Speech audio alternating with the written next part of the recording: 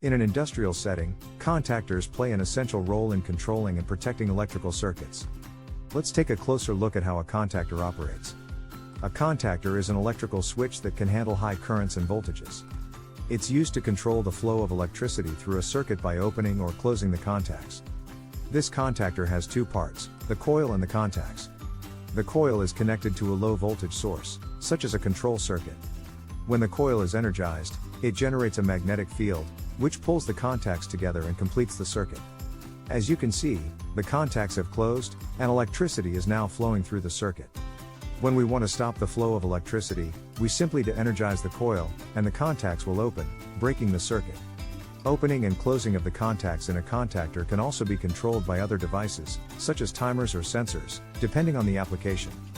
Contactors are often used in industrial settings, such as factories and warehouses, to control motors, pumps, and other high-powered equipment. They help protect against electrical overload, which can cause damage to equipment or even start a fire. And that's how a contactor operates. It's a simple yet essential device that helps keep our electrical systems running safely and efficiently.